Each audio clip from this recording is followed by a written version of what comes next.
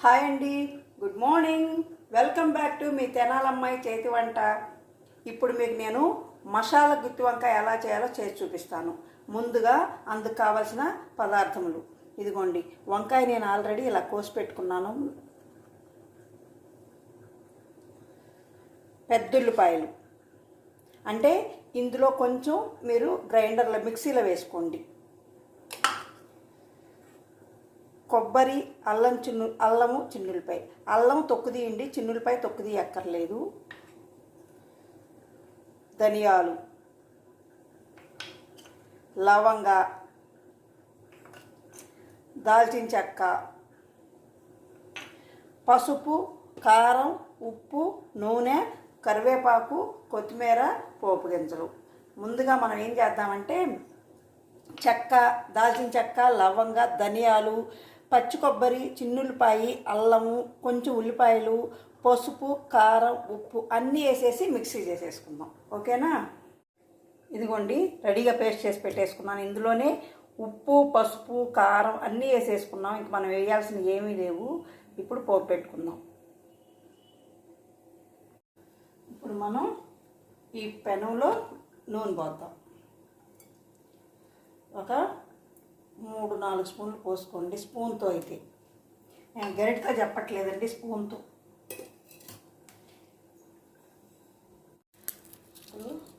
ముందుగా ఎండుమిర్చి, ఆవాలు, మినప్పప్పు, పచ్చిపప్పు, జీలకర్ర, ఇవన్నీ కొంచెం వేగనిద్దాం. చూడండి, వేగిపోయింది కదా. ఇప్పుడు ఇందులో కొంచెం కరివేపాకు వేసాం. ఇప్పుడు ఇందులోనే ఉల్లిపాయలు వేసాం. మనం ఇందాక కొంచెం మిక్సీలో కూడా ఉల్లిపాయ వేసుకున్నామండి. ఎందుకంటే మనకు కొంచెం పేస్ట్ ఎక్కువ రావాలి కదండి. అచ్చం ధనియాలు, కొబ్బరి అంటే కొంచెం పేస్ట్ తక్కువ వచ్చింది. అందుకని ఈ వేగేలోపు మనం వంకాయల్లో ఆ మసాలా పెట్టేసుకుందాం.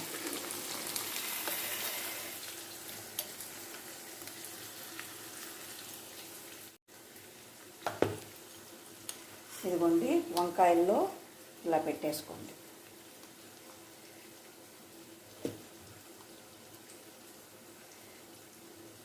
కొంతమంది దారం కడతారండి, అవసరం లేదు. మరి లూజ్గా మసాలా చేసుకోకుండా ఇట్లా గట్టిగా చేసుకుంటే నిల్వ ఉంటుంది. దాంట్లో ఉంటుంది, నిల్వ కాదు, దాంట్లో నిలబడుద్ది. మనం లూజ్గా కొంచెం వాటర్ ఎక్కువ వేసుకున్నాం అనుకోండి, అప్పుడు మసాలా బయటకు వచ్చేస్తుంది. ఇది బయటికి రాదు. ఇలా అన్ని కాయలు పెట్టుకుందాం. కాయలో మీరు ఇలా లోపల దాకా కూర్చండి. కూరిస్తే ఏమవుతుందంటే మీ కుడికి నాకు కూడా లోపల దాకా మీకు ఉప్పు, కారం అన్నీ పడతాయి. పైనే పెట్టారనుకోండి, లోపల కాయ ఎట్లా అయినా కూడా కొంచెం చప్పగానే ఉంటుంది. ఇప్పుడు ఇట్లా ప్రెస్ చేసినప్పుడు ఇట్లా కొంచెం ప్రెస్ చేస్తే ఇట్లా బయటకు వచ్చేస్తుంది. చూడండి, ఇట్లా కాయ ఉండాలి. ఇప్పుడు ఈ ఉల్లిపాయ ఎక్కువ వేగొద్దండి, ఇంత వేగితే చాలు. ఎందుకంటే ఎక్కువ వేగితే మళ్ళీ వంకాయ ఉడికేసరికి ఇది మరీ నల్లగా అయిపోయింది. అందుకని ఇప్పుడు ఇంకా వంకాయలు పెట్టేద్దాం ఇందులో.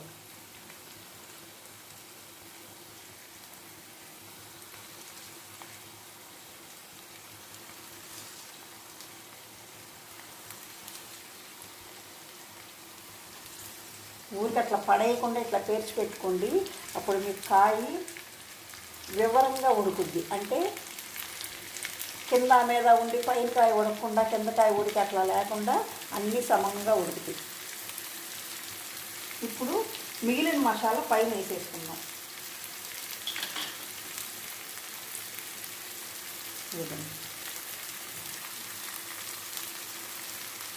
కొంచెం ఈ జార్లో కొంచెం వాటర్ పోసి అది కూడా కడిగి అది వేసేద్దాం. ఆ వాటర్ అయితే ఇంగిపోయిద్దండి, మనకు వాటర్ ఏమి ఉండదు లాస్ట్కి. చూడండి, వంకాయలో గుత్తి వంకాయనే ఎన్ని రకాలుగా చేసుకోవచ్చు.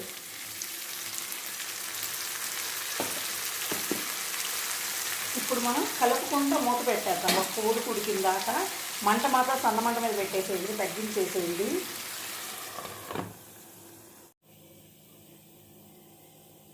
ఒకసారి మూత తీసి తిప్పుదాం, పైనవి కిందకి, కిందవి పైకి. హడావడిగా తిప్పకండి, ఎందుకంటే కాయ చెదరనీయకుండా తిప్పండి. ఉడికింది కదా ఒకవైపు, అందుకని మనం ఇట్లా తిప్పితే రెండో వైపు కూడా బాగా కాలుద్ది, బాగా ఉడుకుద్ది. ఇదిగోండి.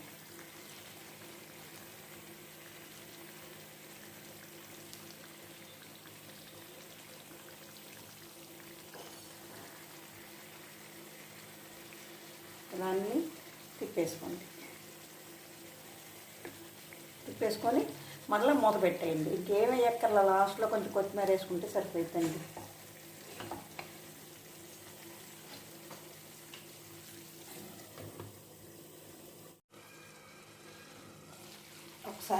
ఒకసారి చూద్దాం కూరని కలిపెట్టి.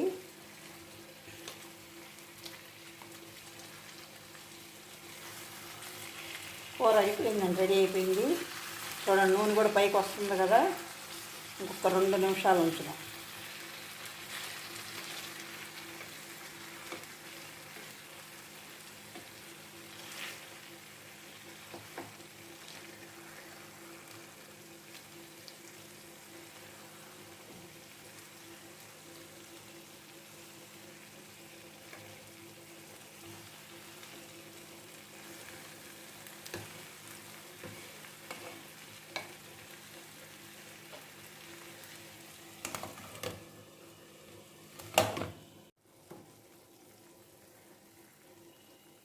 గుత్తి వంకాయ అండి.